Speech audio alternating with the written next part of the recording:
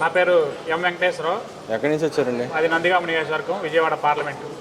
Sir, ఏదైతే చంద్రబాబు నాయుడు గారు ఇస్తున్న సంక్షేమ పథకాలు, సూపర్ సిక్స్ పథకాలు అమలుపరచలేరని చెప్పి వైసీపీ నాయకులు అంటున్నారు. దాన్ని ఎలా చూస్తారు? వైసీపీ నాయకులు మాట్లాడేవన్నీ అర్ధసత్యాలు, అసత్యాలేనండి. నీతి ఆయోగ్ ప్రకటించినటువంటి అభివృద్ధి సూచికలకు సంబంధించి ఒక విశ్లేషణ చేశారు చంద్రబాబు నాయుడు గారు. గత 5 సంవత్సరాల సైకో పాలన, కక్ష సాధింపులే సాగినటువంటి జగన్మోహన్ రెడ్డి పరిపాలనలో రాష్ట్రం అధోగతి పాలైంది.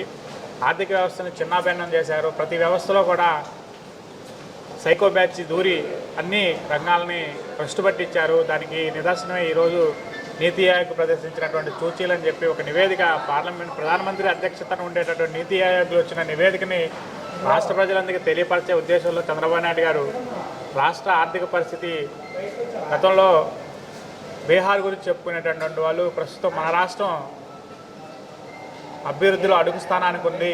ఇటువంటి పరిస్థితుల్లో నేను ఇచ్చినటువంటి హామీలను నెరవేర్చడానికి ఆయన ఏ విధంగా ముందుకెళ్ళాలి, రాష్ట్ర సంపదను ఏ విధంగా పెంచాలి అనేటటువంటి ఉద్దేశంతో ప్రజలందరికీ చెప్పే ఉద్దేశంలో చెప్పిన మాటలని వక్రీకరించి ఆ సాక్షి తనకు అనుగుణంగా ఒక వైఎస్ఆర్ కాంగ్రెస్ పార్టీ కరపత్రలాగా మారినటువంటి సాక్షిలో ప్రదర్శించే వార్తలన్నీ అసత్యాలు, అర్ధసత్యాలు. కానీ ఇక్కడ మా టైంలో అంత రాష్ట్రం అంతా అభివృద్ధి చెందింది, అభివృద్ధి కార్యక్రమాలు చేశారు, దాని ఇప్పుడు ఆ ఫలాలు అందుతున్నాయి అని చెప్పి వాళ్ళు చెప్తారు. నిజంగానే అంత అభివృద్ధి జరిగిందంటారా? రాష్ట్రంలో అభివృద్ధి కాదంటే జరిగింది అరాచకం. అభివృద్ధి జరిగితే మరి ఈరోజు ప్రజల్లో వచ్చినటువంటి మన 2024లో జరిగినటువంటి ఎన్నికల్లో ఏ విధమైనటువంటి తీర్పు వచ్చిందో చూశారు కదా. 151 సీట్లతో ఉన్నటువంటి జగన్మోహన్ రెడ్డి ప్రజలందరూ తన తండ్రిని పరిపాలన చూసి అతను కూడా మంచిగా చేస్తారనేటటువంటి ఉద్దేశంతో ప్రజలిస్తే అతని యొక్క పరిపాలనా విధానాన్ని, రాష్ట్రాన్ని అధోగతి పాలు చేసినటువంటి తీరును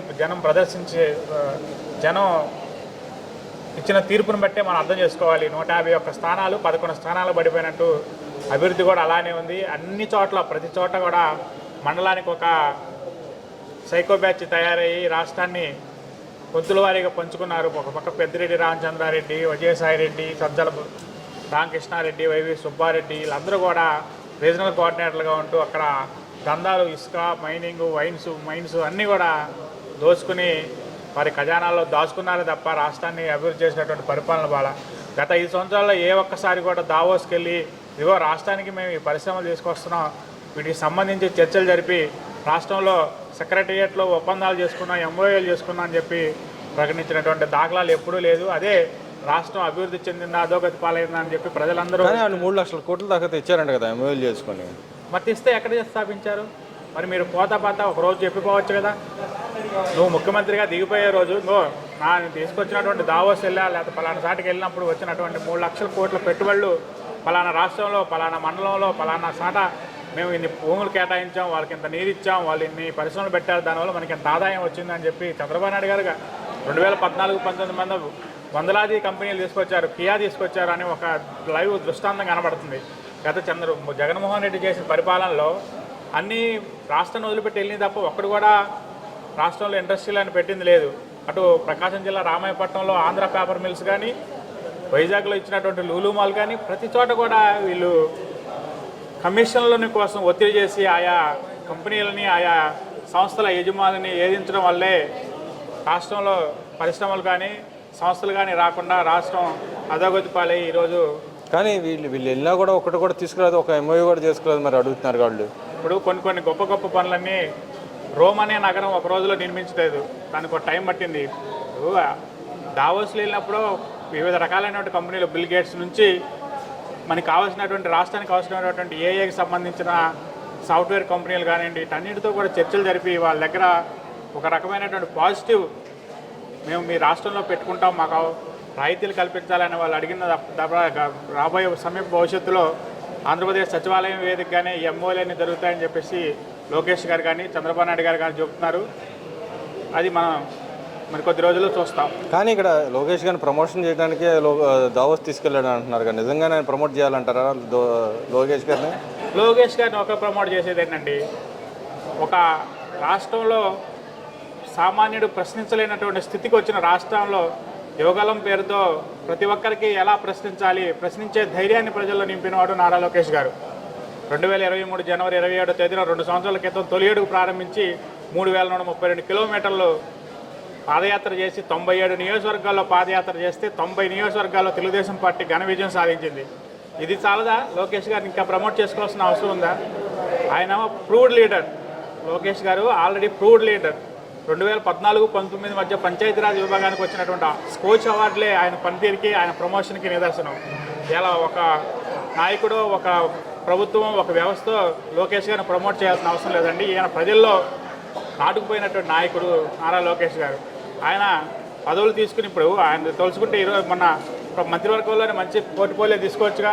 కానీ విద్యాశాఖ మన రాష్ట్ర భవిష్యత్తుకి విద్యార్థులను మంచి సక్రమైనటువంటి స్థితిలో నడిపి ఆ వ్యవస్థని గాడిలో పెట్టాలి, విద్యారంగ వ్యవస్థని ప్రక్షాళన చేయాలనేటువంటి ఉద్దేశంతో కష్టతరమైనటువంటి విద్యాశాఖ తీసుకొని ఆయన పనితీరుతో మెరుగైనటువంటి ఫలితాలు సాధించే దిశగా పనిచేస్తున్నారు.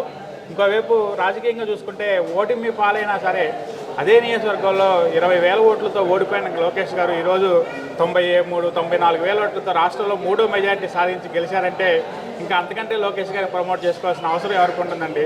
కానీ ఏదైతే గతంలో జగన్మోహన్ రెడ్డి గారు అక్కడ అడిగిన దావోస్లో వెళ్ళినప్పుడు అక్కడ అడిగిన ఏదైతే మీటింగ్లో పాల్గొన్నా మీటింగ్లో అడిగిన క్వశ్చన్ సమాధానం చెప్పలేని పరిస్థితి.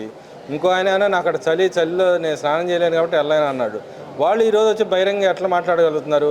వాళ్ళు కనీసం వాళ్ళు తెచ్చిన పెట్టుబడులు చూపించమన్నారు, లోకేష్ గారు చూపించమని అడిగారు. దానికి కూడా సమాధానం చెప్పలేని పరిస్థితి. కానీ ఇంకా ఎందుకు మాట్లాడుతున్నారంటారు?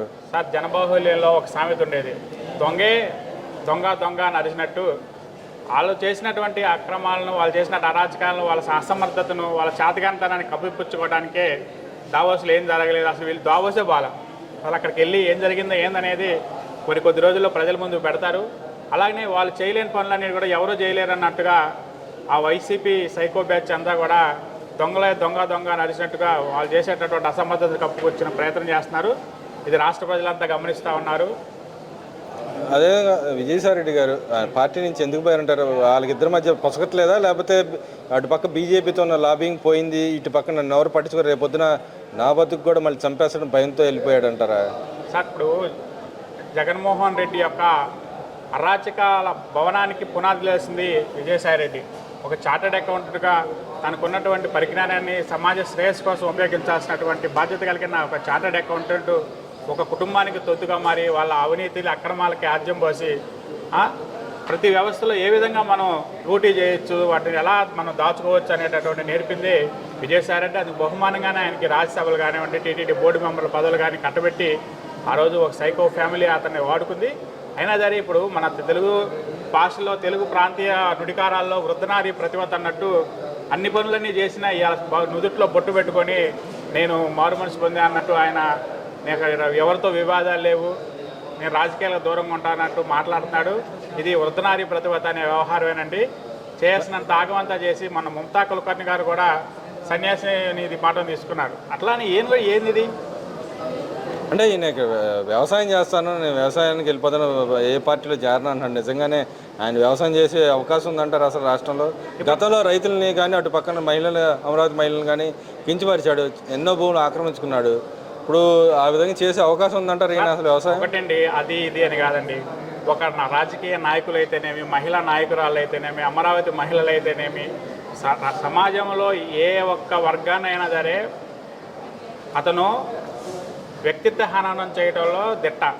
ఒక సోషల్ మీడియాలో ఒక వేవ్ను, ఒక వ్యవస్థని, ఒక బృందాన్ని, ఒక టీంని సెట్ చేసి వేలాది ఫేక్ అకౌంట్లతో రాష్ట్రంలో అతనికి కానీ అతని పార్టీకి కానీ వ్యతిరేకంగా మాట్లాడే వారి మీద నిందలేయటం, వారి మార్ఫింగ్ ఫోటోలు పెట్టడానికి ఆద్యం పోసి దాన్ని ఒక మహావృక్షం, వటవృక్షం చేసినటువంటి వ్యక్తి విజయసాయిరెడ్డి. ఇలా అన్ని పార్టీల వ్యవస్థ వ్యాపించి ఒక అనారోగ్యకరమైనటువంటి రాజకీయ వాతావరణాలని ఆద్యం పోసిన వ్యక్తి విజయసాయిరెడ్డి. అతను ఇవాళ గంగిగోవు మాదిరి పులివదోలు కప్పుకొని గంగిగోవు మాదిరి నేను మారిపోయానని చెప్తే అది ఒక మాట చెప్పినా అది వృద్ధనారి ప్రతిభత అన్నట్టు వయసులో చేయాల్సిన ఆగాలని చేసి అలా నుదుట్లో బొట్టు పెట్టుకొని నేను ప్రతిభత మాటలు మాట్లాడితే విజయసాయిరెడ్డి గారికి ఎన్ని చెల్లుబాటు కావండి.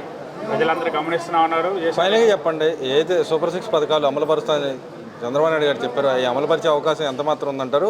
జరుగుతాయి అంటారు గట్టిగా?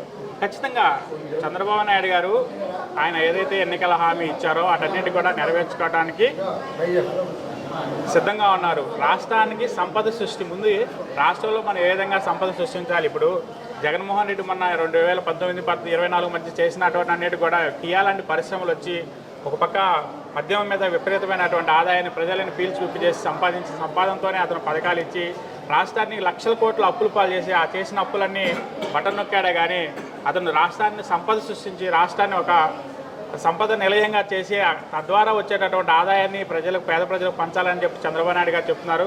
ఇప్పుడు ఆల్రెడీ వృద్ధులకి 3,000 ఉన్న పెన్షన్ ఒక రాగానే మొదటి నెలలోనే 1,000 రూపాయలు పెంచి గతంలో 3 నెలల బకాయిలు ఒకే నెలలో 7,000 రూపాయల పెన్షన్ ఇచ్చినటువంటి గవర్నమెంట్ ఇప్పుడు వరకు ఈ రాష్ట్రంలో కాదు దేశంలోనే బహుశా ఎవరికి ఉండకపోవచ్చు. మరి చిన్నగా ఒకదాని ఒకటి ప్రాధాన్యత క్రమంలో వనరుల లభ్యతను బట్టి ఆదాయాన్ని బట్టి చేసుకుంటూ వస్తున్నారు. సమీప భవిష్యత్తులో ఉచిత బస్సు ప్రయాణాన్ని కూడా రేపు ఉగాది నాటికి ఇద్దామన్న ఆలోచనలో రాష్ట్ర ప్రభుత్వం యోచిస్తుంది. తదనంగా చిన్నగా ఈ వచ్చే జూన్ నాటికి ఆ పథకాలకు సంబంధించి మంత్రిమండలిలో నిర్ణయం తీసుకొని ఇస్తారని చెప్పేసి మేము కార్యకర్తలుగా ఆశాభావం వ్యక్తం చేస్తున్నాం. చంద్రబాబు నాయుడు గారు కూడా చేసినటువంటి హామీలని ఇప్పుడు జగన్మోహన్ రెడ్డి లాగా పెడద్రోవలతోకి చేయాలంటాం చంద్రబాబు నాయుడు గారు నైజం కాదు. అది 1995 నుంచి గత 30 ఏళ్ళుగా చూస్తున్నాం. అతను రాజకీయ చరిత్రను ఎక్కడా మచ్చలేనటువంటి మనిషి. కానీ అప్పులు తీసుకొచ్చి ఇప్పుడు కేంద్ర ప్రభుత్వం దగ్గర ఉన్న పరపతిని వాడుకొని అప్పులు తీసుకొచ్చి బటన్ నొక్కాలంటే పెద్దగా పని కాదు. కానీ అది చంద్రబాబు నాయుడు గారి విజనరీకి ఆయన యొక్క పనితీరుకి పని విధానానికి వ్యతిరేకం కాబట్టి ముందు సంపదను సృష్టించి రాష్ట్రంలో ఉన్న ఖజానాన్ని వృద్ధి చేసుకుని తద్వారా ప్రజలకి మనం ఇవ్వాల్సిన సంక్షేమాన్ని ఇద్దామని చెప్పేసి ఆయన ఆలోచిస్తున్నారు. ఖచ్చితంగా అదే ఆయన చేస్తారని చెప్పి మేము అందరం నమ్ముతున్నాం. జగన్మోహన్ రెడ్డి గారు లండన్లో ఉన్నారు. ఆయన మీద కోర్టు ఏమన్నా సుప్రీంకోర్టు అయినా ఆయన కోర్టుకు వచ్చి హాజరు కావాలి రోజువారీ కోర్టు కేసులు అని చెప్పి అడుగుతుంది. ఆయన వచ్చే అవకాశం గతంలో అయినా నాకు సీఎంగా ఉన్నాను మీటింగ్లోనే చెప్పి తప్పించుకు తిరిగారు. ఇప్పటికైనా వచ్చి కోర్టు రోజువారీ కార్యక్రమాలకు హాజరవుతారంటారా సార్? ఇప్పుడు జగన్మోహన్ రెడ్డి గారికి న్యాయస్థానాల మీద కనీసమైనటువంటి నమ్మకం లేదు.